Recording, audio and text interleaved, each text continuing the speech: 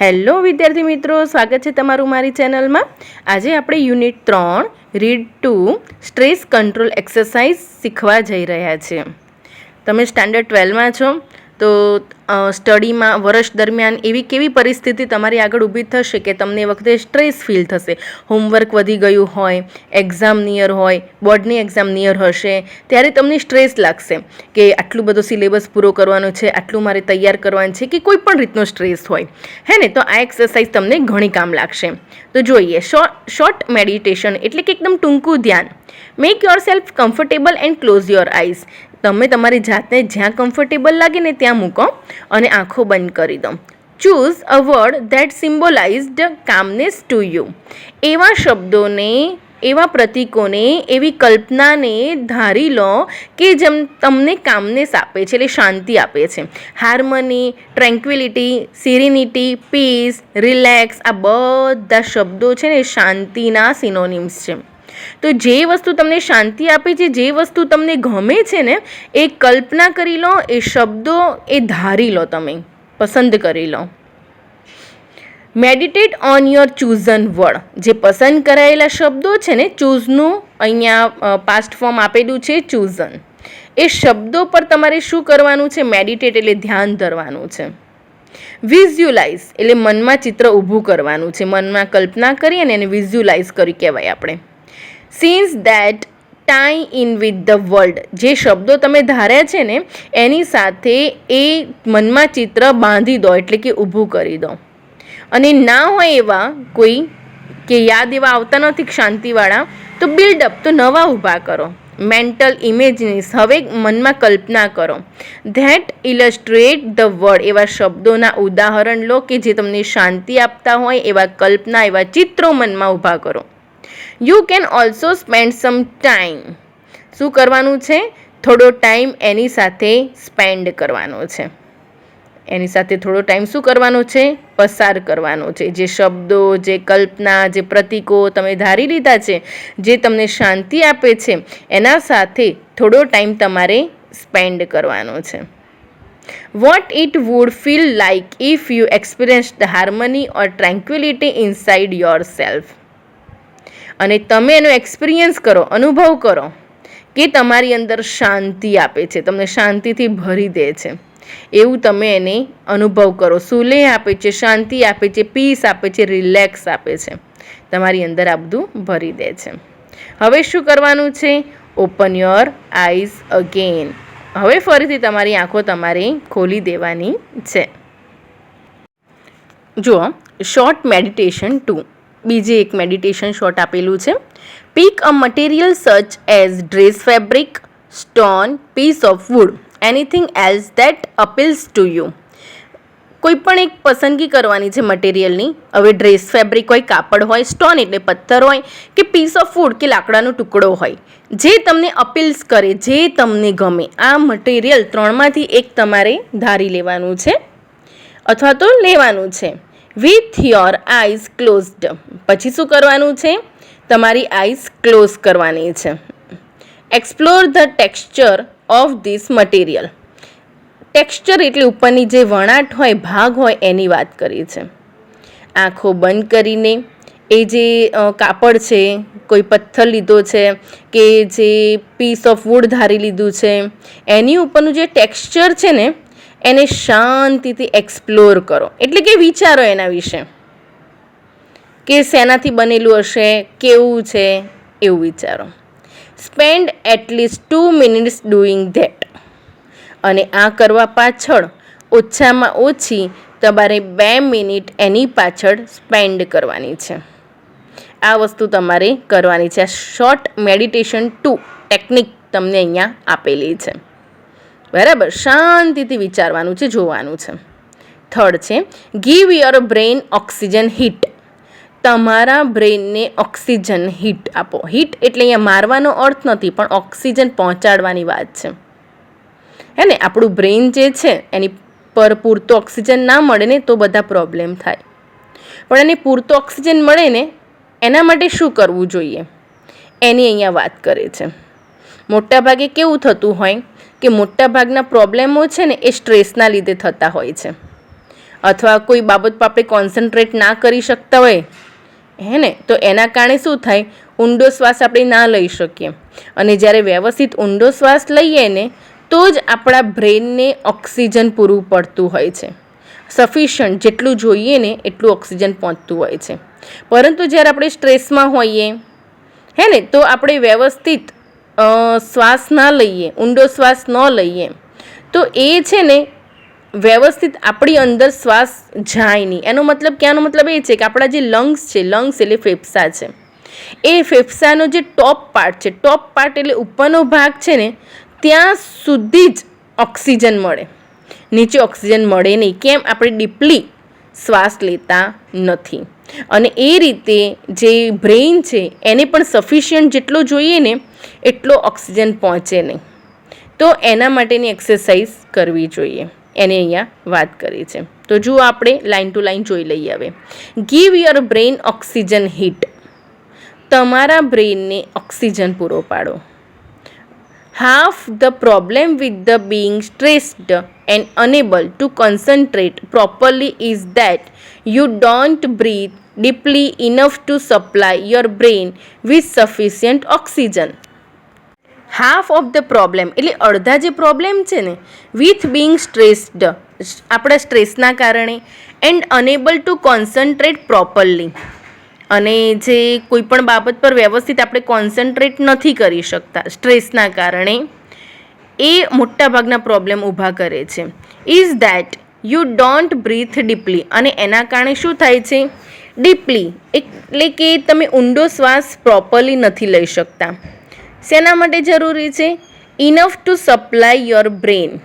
તમારા મગજને જે સપ્લાય પહોંચાડવાનો હોય ઓક્સિજનનો, જે સફિશિયન્ટ છે, એટલો તો પૂરતો હોવો જ જોઈએ, એ પહોંચતો નથી. કેમ?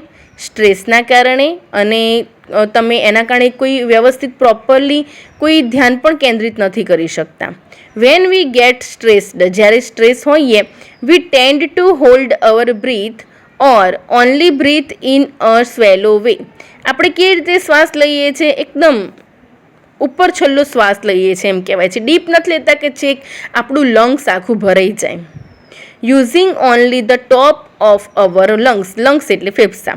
ફેફસાના ઉપરના ભાગ સુધી પહોંચે ને એટલો જ આપણે શ્વાસ લઈએ છીએ.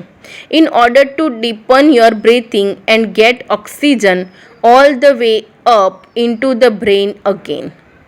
એટલે શું કરવું જોઈએ આપણે? In order to deepen your breathing એટલે કે વધારે ઘેરું, ઊંડું એવું જે શ્વાસ હોય ને, કે જે તમને શું કરે છે? Get oxygen all the way up into the brain again, જે તમારા બ્રેઇન સુધી ઓક્સિજન પહોંચાડે છે. એના માટે do the following exercise for 2 minutes. 2 minute સુધી આ એક્સરસાઇઝ કરવાની છે, જેના કારણે ઓક્સિજન પૂરેપૂરો જેટલો જરૂર છે એટલો તમારા બ્રેઇન સુધી પહોંચી જાય. એના માટેની 2 એક્સરસાઇઝ અહીંયા આપેલી છે, એ હવે જોઈએ. જુઓ exercise. Rub both your hands together for a moment to create energy.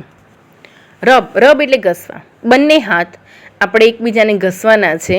For a moment to create energy, energy ઉત્પન્ન થાય એના માટે બંને હાથ એકબીજાને હથેળી ઘસવાની છે. Place your palm one on the top of the other on the area just below your naval. Naval એટલે નાભી, ડુંટી. શું કરવાનું છે? પામ્સ એટલે હથેળી. તમારી જે હથેળી છે ને, એક હથેળી બીજી હથેળી પર મૂકવાની છે. અને બંને ક્યાં મૂકવાના છે? એવી રીતે બંને હથેળી એક ઉપરથી બીજી ઉપર મૂકેલી, બંને મૂકવાના છે તમારી નાભીની નીચે. થોડું તમારી નાભીની નીચે બંને હથેળી એક ઉપર એક મૂકેલી ત્યાં મૂકવાની છે. બ્રીથ કોન્સિયસલી એકદમ જાગ્રત અવસ્થામાં તમારે શ્વાસ લેવાનો છે. શ્વાસ તો આપણે લેતા જ હોઈએ, પરંતુ એની પર ધ્યાન આપવાનું છે. ઇન્ટુ યોર બેલી. શ્વાસ કેવી રીતે લેવાનો છે? તો પેટથી શ્વાસ લેવાનો છે. બેલી એટલે પેટ. Making your palms rise every in breath. જ્યારે આપણે શ્વાસ લઈએ ને ત્યારે તમારી હથેળી ત્યાં ઊંચી થવી જોઈએ, અને શ્વાસ છોડીએ ને એટલે પેટ અંદર જવું જોઈએ. આ રીતે તમારે એક્સરસાઇઝ રોજ કરવાની છે. Imagine breathing oxygen in to your brain. અને એવી કલ્પના કરવાની છે, દેખાવાનું નથી ઓક્સિજન પહોંચે છે કે નહીં, પણ કલ્પના એવી કરવાની છે કે બ્રેન સુધી પહોંચી ગયું. The crown pull. ક્રાઉન એટલે શું? તો રાજાઓ જે મુગટ પહેરતા હતા ને તેને ક્રાઉન કહેવાય છે. એટલે અહીંયા આપણે કપાળનો ભાગ કહી શકીએ. તો જે કપાળની થોડી ઉપરનો ભાગ કે જે ક્રાઉન હોય છે એને પુલ કરવાનું છે, ખેંચવાનું છે, એ રીતની એક્સરસાઇઝ છે. શા માટે એ આપણે જોઈ લઈએ. વેન વી બ્રીથ, જ્યારે આપણે શું કરીએ છીએ? શ્વાસ લઈએ છીએ. There is a microscopic movement of the cranial bones which in turns allows the cerebrospinal fluid to move freely through the spinal column and the skull. સમજીએ કે જ્યારે આપણે શ્વાસ લઈએ છીએ ત્યારે શું થાય છે? એકદમ અતિ સૂક્ષ્મ મુવમેન્ટ થતી હોય છે. ક્યાં? તો આપણી ક્રેનિયલ બોન્સ છે, જે ખોપડીના હાડકાં હોય ને એમાં 8 જેટલા હાડકાં હોય છે, એમાં એકદમ સૂક્ષ્મ ધીમે ધીમે હલનચલન થતું હોય છે. Which in turn allows the cerebrospinal fluid to move freely. એ શું કરે છે કે મગજથી કરોડરજ્જુ સુધી જે અંદર એક ફ્લુઇડ હોય છે, એટલે કે એક લિક્વિડ જેવું હોય છે, હે ને, એ ફ્રીલીથી એકદમ મસ્ત રીતે મૂવમેન્ટ કરતું હોય છે. Spinal column and the skull, એટલે કે કરોડરજ્જુથી મગજ સુધી, આપણી જે ખોપડી છે ને ઉપર, ત્યાં સુધી એક લિક્વિડ મસ્ત રીતે ફ્રીલીથી ફરતું હોય છે જ્યારે આપણે શ્વાસ લઈએ છીએ ત્યારે. વેન ટેન્સ્ડ, પરંતુ જ્યારે આપણે ટેન્સ્ડ હોઈએ છીએ, ટેન્સ્ડ એટલે ચિંતામાં હોઈએ છીએ, ઓર અપસેટ અથવા તો અપસેટ હોઈએ છીએ, નિરાશ હોઈએ છીએ, and don't breathe deep enough, અને ત્યારે આપણે એકદમ ડીપલી, એકદમ ઊંડો શ્વાસ પ્રોપરલી લેતા નથી. This can result in bones in the skull becoming slightly stuck. આના કારણે શું થાય છે કે જે લિક્વિડ હોય છે એ સ્લાઇટલી એકદમ ધીમે સ્ટક થઈ જાય છે, ચોંટી જાય છે. જે ફ્રીલીથી લિક્વિડ ફરવું જોઈએ મગજથી કરોડરજ્જુ સુધી ખોપડીથી, એ ફરતું નથી અને ત્યાં ચોંટી જાય છે. એનાથી શું થાય છે? So that the fluid can not circulate properly, ફરી ના શકે પ્રોપરલી, એટલે મગજ એટલું એક્ટિવેટ રહી શકે નહીં. એને એક્ટિવેટ સરસ રાખવા માટે એનું લિક્વિડનું ફ્રીલી ફરવું જરૂરી છે. The crown pull influences the flow of cerebrospinal fluid in a positive way. જુઓ શું છે ક્રાઉન પુલ? આ એક્સરસાઇઝની વાત છે, કેવી રીતે એક્સરસાઇઝ કરવાની છે. ક્રાઉન એટલે શું છે? જે કે આપણે મુગટ પહેરતા હોય ને એ જગ્યાને ક્રાઉન કહેવાય છે.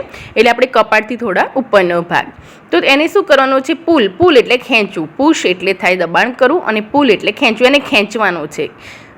ઇન્ફ્લુઅન્સીસ એટલે એનો પ્રભાવ પડે છે. કેવો? ફ્લો ઓફ સેરેબ્રોસ્પાઇનલ ફ્લુઇડ, એ જે એક પ્રવાહી છે એને પોઝિટિવ વે એટલે સકારાત્મક રીતે એને શું કરે છે? ફેલાવે છે, ફ્લોને આગળ વધારે છે. ઇટ હેલ્પ્સ કામ યોર નર્વસ સિસ્ટમ, અને આપણી નર્વ સિસ્ટમ છે, ચેતાતંત્ર, એને કામ કરે છે. કામ કરે છે એટલે શાંત કરે છે. કેન ઓલ્સો ઓફન ટેક અવે હેડેક, અને હેડેક દૂર કરે છે, સ્ટ્રેસ દૂર કરે છે, અને એના લીધે શું થાય છે? પ્રેરિત થાય છે. શું પ્રેરિત થાય છે? સ્ટમક એક, એટલે તમને સ્ટ્રેસ હોય ને એના લીધે પેટમાં દુખાવો થાય તો એ પણ તમને મટાડે છે. અને બીજું શેમાં હેલ્પ કરે છે? તમે ક્લિયરલી સારી રીતે વિચારી શકો. નેક્સ્ટ જોઈએ. Place both of your hands with your fingers like combs on top of your head so that your little fingers are touching your hairline at the front. શું કરવાનું છે? પ્લેસ બોથ યોર હેન્ડ્સ, બંને હાથ છે ને તમારા finger વડે, ખાલી આંગળીઓ જ, કોમ્બ એટલે કે કાંસકાની જેમ માથાની ઉપર મૂકવાના છે. અને કેવી રીતે મૂકવાનું છે? લિટલ ફિંગર એટલે કે ટચલી આંગળી. આપણા બંને હાથની ટચલી આંગળી ક્યાં આવવી જોઈએ? એટ ધ ફ્રન્ટ એટલે આગળની સાઈડ આવવું જોઈએ. હેરલાઇન એટલે શું? જ્યાંથી વાળ ઉગતા હોય ને એ હેરલાઇન કહેવાય છે. અને એટ ધ ફ્રન્ટ એટલે આગળનો ભાગ. તો આપણી ટચલી આંગળી આગળ રહે ને એ રીતે કાંસકાની જેમ મૂકીને એને પુલ કરવાનું છે, ખેંચવાનું છે. ફર્મલી પ્રેસ ડાઉન, પહેલાં એને છે ને દબાણ આપવાનું છે. ઓન ટુ યોર સ્કાલ્પ એટલે કે ખોપડીની જે ચામડી છે ને સ્કાલ્પ કહેવાય છે, એની ઉપર પહેલાં પ્રેસ કરવાનું છે. એન્ડ પુલ યોર ફિંગર્સ અવે, અને પછી તમારી જે ફિંગર્સ છે એને પુલ કરવાની છે, એટલે ખેંચવાની છે, બરાબર, ફ્રોમ ધ મિડલ લાઇન એટલે પાંથીનો જે વચ્ચેવાળો ભાગ હોય ત્યાં કાંસકાની જેમ બંને હાથ ઉપર મૂકી દેવાના છે. ટચલી આંગળી આગળની સાઈડ રહેવી જોઈએ, કપાળના ભાગે થોડા ઉપર, અને પછી જેમ આપણે કાંસકો ફેરવતા એમ બંને હાથ તમારે ફેરવવાના છે, ખેંચવાનું છે.